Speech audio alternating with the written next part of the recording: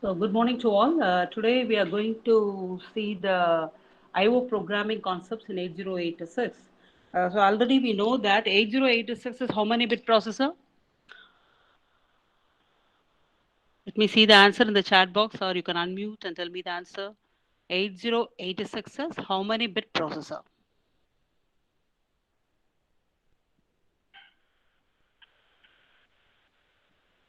Yeah, good. Sanjay Charanda, 16-bit processor. Yeah, Sanjay, yes. Actually, here the system bus is consists of address bus, data bus, and control bus. Okay, so data bus is 16 bits, address bus is 20 bit, and the memory capacity is 2 power 20. That's the memory capacity of 8086 processor, and the control bus is 1 bit. Either we can read or write the data. Okay. Another one very important thing is in a memory location, we can store 8 bits. Don't forget that in every process, in every memory, in a memory location, we can store 8 bits. That is 1 byte. Okay. So yesterday we saw about the minimum mode and maximum mode. So in minimum mode, the processor will act as uniprocessor. That is only one processor will be performing all the executions. But in maximum mode, it will act as that is multiprocessor. Okay, the more number of processor can be attached to the main processor. So the diagram you're seeing is the minimum mode here. So I said here the address latch will be having 3 latches. Okay, since address bus is 20 bit. So for every latch, it contains 8 bits. So we are using 3 latches. And for transceiver, it is used to transmit and also to receive the data. So here we have two transceivers, okay, since the data bus is 16 bit. So this is a minimum mode diagram. So already I have explained this. And next, let's go to the maximum mode, okay. See here in the maximum mode also, we need the signals like write, memory, I/O, the data transmit and receive, data enable, ALE signal. These data transmit, receive, data enable, and ALE signals are not available in maximum mode, but we need that for processing. Okay. So what we are doing this is we are getting the signals by using a bus controller here. 8288 is a bus controller. See here, the input to this bus controller is a status signal S0, S1, S2. And the output of the bus controller, we are getting data enable signal, data transmit and receive signal, and ALE signal. So ALE signal is nothing but address latch enable. It is used to demultiplex the address and data bus AD0 to AD15. The output of the bus controller, again, we have some signals. There is memory read signal, memory write, advanced, A refers advanced memory write. Then this is IO read, IO write, advanced IO write, and interrupt acknowledge signal.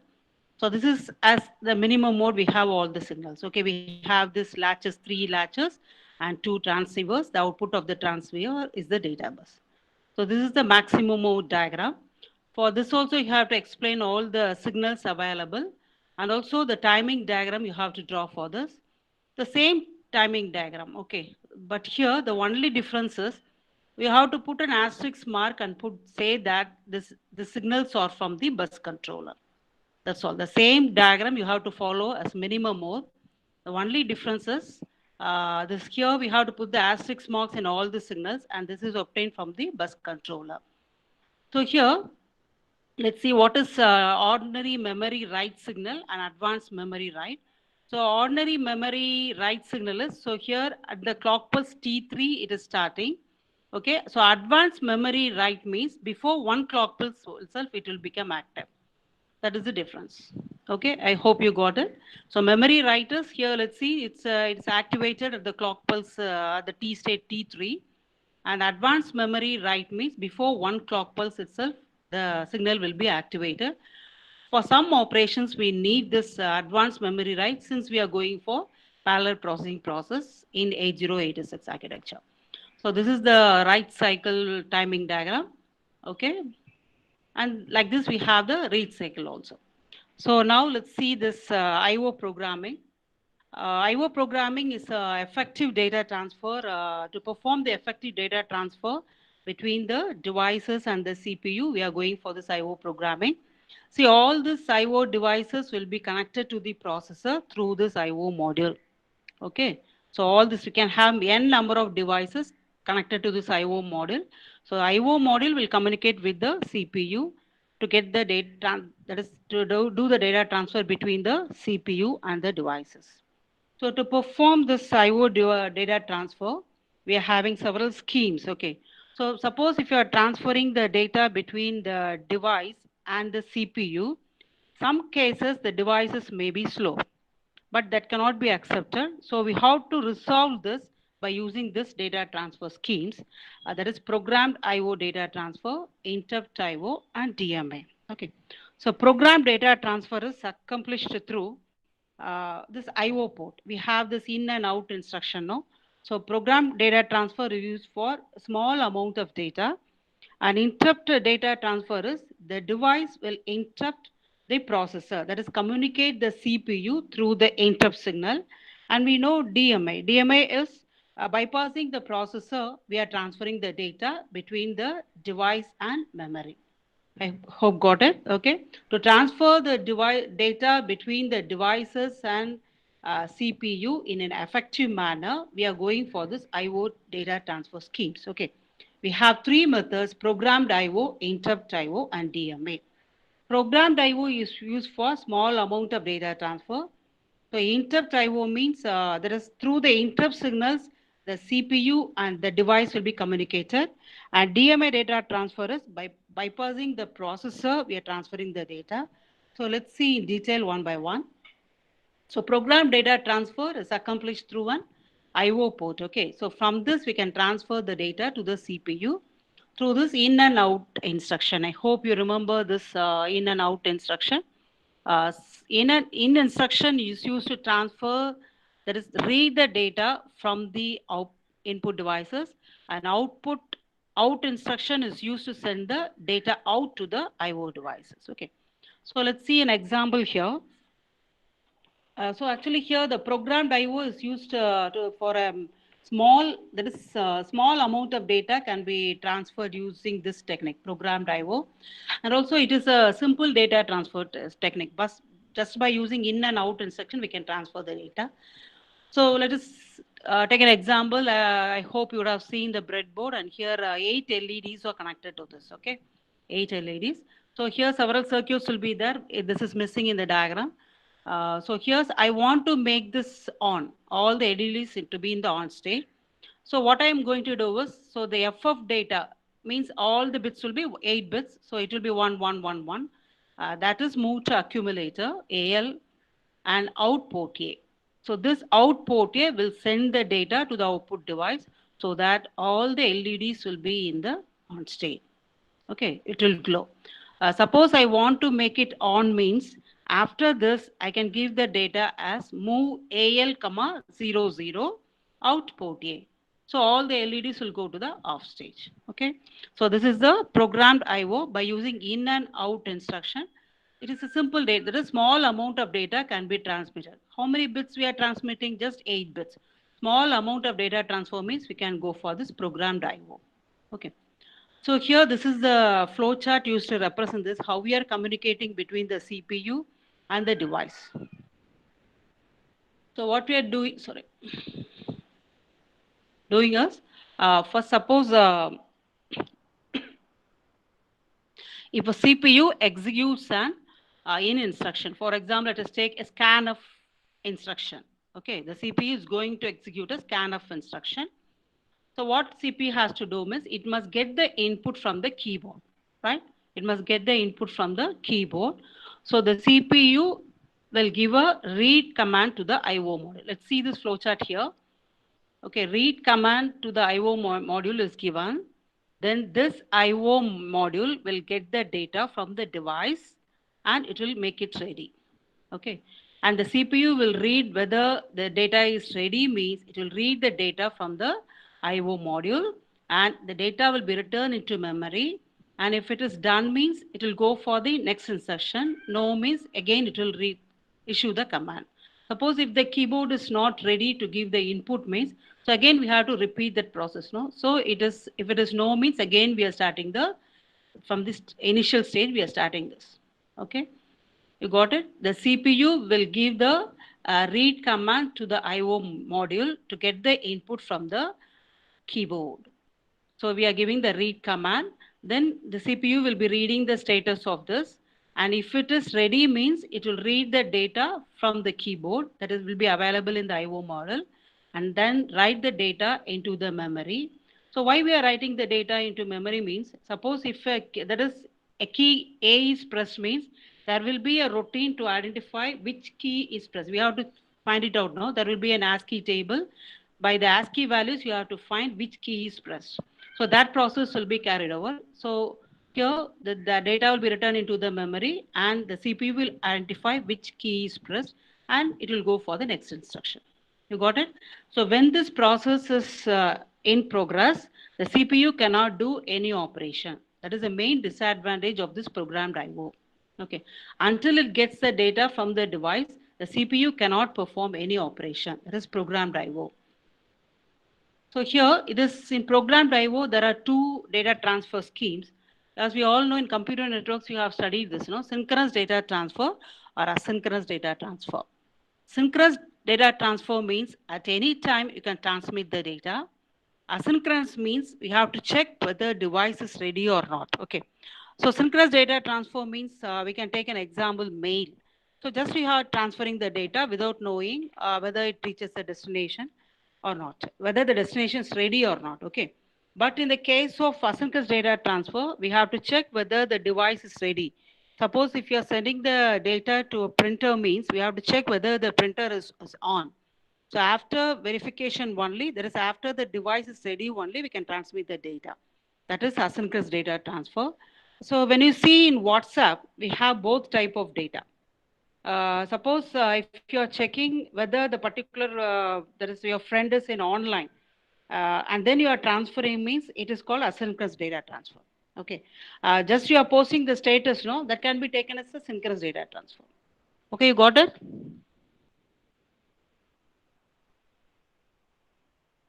Are you able to understand, please? Kalyan Kumar, am I audible? No problem now? Yes, ma'am, it's Okay, audible, ma'am. Very clear, ma'am. okay. So these are the two data transfer schemes used in programmed IO. Okay. So the advantages is simple to implement. It is very little hardware support is needed. And the main disadvantage is the CPU must be waiting until it get the input from the devices. Okay. And for the waiting, the CPU waiting for a long time is also it's a mere wastage. So this is the main disadvantage of the programmed IO. So next, let's see about this interrupt IO. Okay. So this, okay.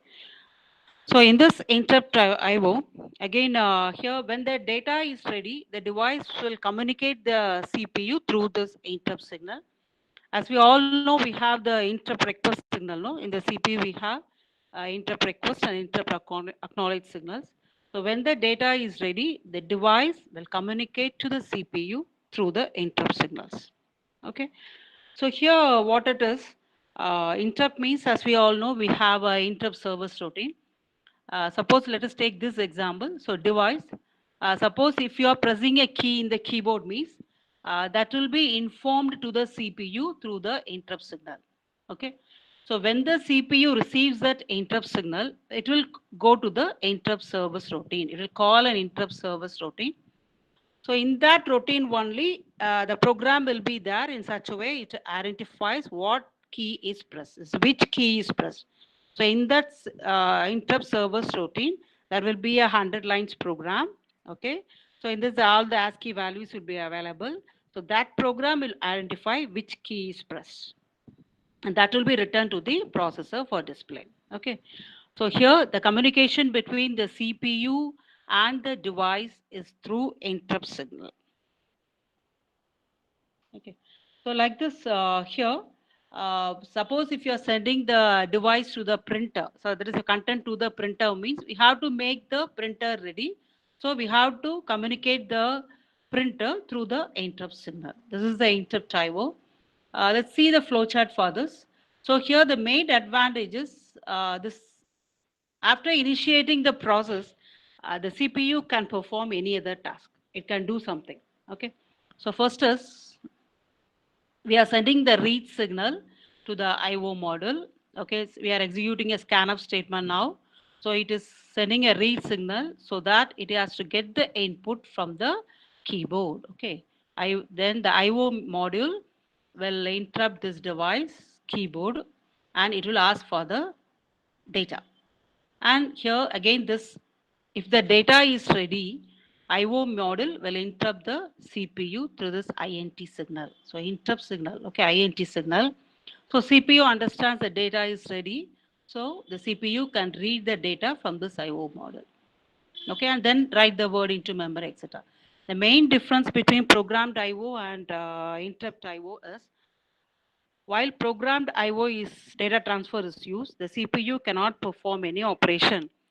But here in this interrupt IO, it will ask for the data and it will can perform any other task. That is the main advantage of this interrupt IO. Okay. And here, suppose if there are multiple interests, since IO module is connected to more number of devices here, there can be interrupts from many devices, right? Multiple interrupt lines can be there. And this multiple, if there are interrupts from multiple devices, according to the priority, the devices will be selected. That is, the interrupts will be selected. Okay. Every lines connected to this IO model will be having the priority. Suppose for example, if you have a keyboard means it may have the highest priority. And if we have the fax machine means it may have like this. We have to fix the priority. So according to the priority, the interrupt lines will be selected. Okay. So this can be resolved by these two techniques, that is the software polling and bus arbitration. Okay. So if there are multiple interrupt lines, according to the priority, it can be selected, and by this can be resolved by using this software polling and bus arbitration. So let's see what is multiple interrupt lines. It provides multiple interrupt lines between the processor and the IO models. So this allows multiple models to be handled at the same time. So according to the priority, it will be selected. So software polling is, as I said, if a keyboard is key is pressed means we have to execute a interrupt service routine. Like this, suppose there is an error, divide by 0 or stack overflow or underflow error beats. So that for that also we have to execute an interrupt service routine. Okay. So bus arbitration is a technique here. Actually, first the bus will be accessed and then only it will be requesting for the interrupt. Okay, you will be seeing later in the DMA controller. I think you understood this. So if there are multiple interrupt lines, according to the priority, the interrupt lines can be selected, and that is resolved by using these two techniques, software polling and bus arbitration. And here the advantages of interrupt IO is it is fast and efficient. And disadvantages is, so while writing the program in low level language, that is zeros and ones, it will be difficult. And also various pieces to work well together also it is very tough. And it is done by the hardware manufacturer. Okay. That is how many interrupts lines we can have like this. It will be designed by the hardware manufacturer. So these are the disadvantages and advantages of interrupt IO. So now let's go to DMA data transfer. As we all know, it's a technique for transferring the data between the memory and the IO devices without sending the data to the CPU. Okay. So I have explained this diagram earlier. So just suppose if you want to transfer, may I know the signals that are used for DMA data transfer?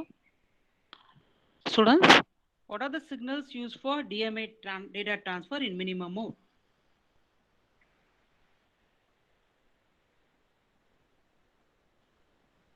Do you remember that? In minimum mode, what are the signals used for data transfer?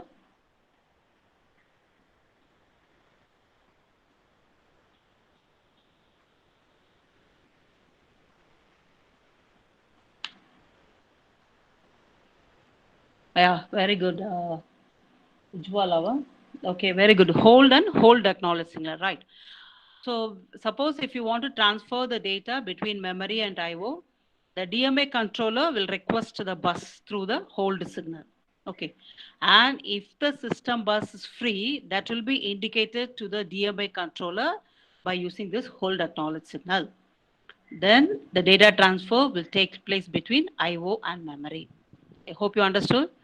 So the DMA controller, if you want to transfer the data, it will send the hold signal to the CPU. And if the system bus is free, that will be indicated by the hold acknowledge signal. And then the DMA controller will transfer the data between the IO and memory. Okay. Hold, acknowledge. Okay. So this is the DMA controller diagram here. We have a DMA controller. In the third unit, you'll be studying in detail about this DMA controller, all the pin diagram, etc. So here we have the CPU and the device here. This is the main part of the DMA controller. Now we are going to transfer the data, right, by using this DMA controller. In this register, data count register, we have to load the number of data you are going to transfer. Suppose if you are going to transfer 100 data means that must be loaded in this data count register. Okay. In this data register, we'll get the input from the CPU, and that will be transferred to this device. So data register will get the input from the CPU, that is the data from the CPU, and it is transferred to the device. The address register will hold the starting address of the block we are going to transfer. Suppose we are transferring the data from 4000 to 5000 means, so 4000 will be available in this address register.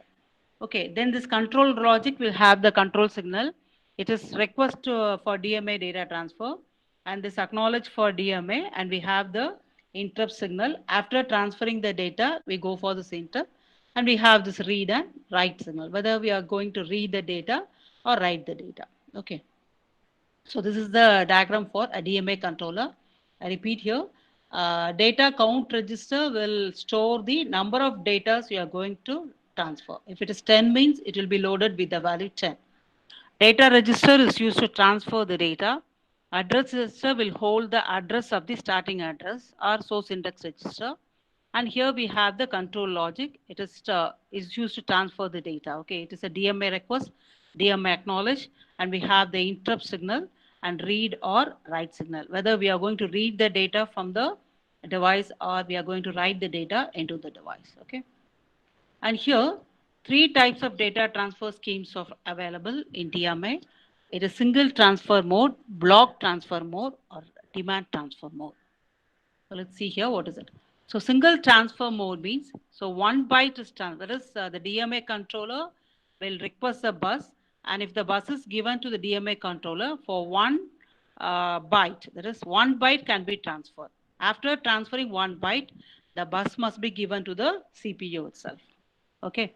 In block transfer means, suppose if you are going to transfer a song means, after transferring a particular song, the bus will be released to the processor. You got it? So demand transfer means, suppose if you are transferring 10 songs, so on demand. So suppose if you are transferring a film, film video means, so after transferring the whole film only, the bus will be released to the processor. Okay, so these are the operations performed by the DMA controller. To transfer the data, the DMA controller needs a bus. So it will request the processor through this hold signal. Okay, so there are three modes here. Single transfer means after 1 byte, the bus will be released to the processor. Block transfer means after a block of data transfer, that is after transferring one song, the bus will be given to the processor. Okay. Demand transfer means on demand. We can transfer n number of data, that is 1000 or 2000, whatever it is. After transferring all the content only, the bus will be given to the processor for processing.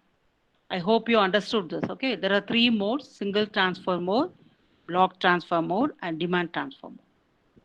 So these are the advantages of DMA. It allows, without going through the CPU, we are transferring the data, and the fast processing also is possible. And the main disadvantage is we have to use DMA controller, which increases the cost of the system. Okay. So the advantage is without going through the CPU, that is during data transfer, CPU can perform any other operation, and also fast processing. And the disadvantages, we are going for a DMA controller, which increases the cost of the system. Okay. So that's all about this. So IO data transfer schemes.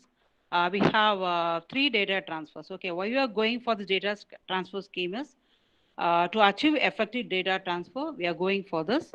So programmed data transfer, that is means data transfer is accomplished through IO ports. Okay. So interrupt IO means through the interrupt signals, both the CPU and the device will be communicating. And DMA means the data is transferred by bypassing the processor. And hope you got it. Is it okay? Are you clear? Kalyan Kumar? It's okay. Kaushika. Okay, clear. Okay.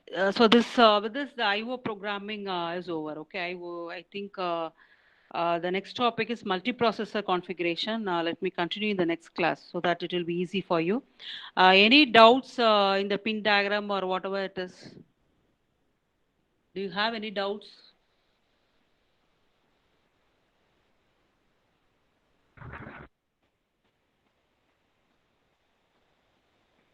Kalyan Kumar, can you please stop recording? Yes, ma'am. Just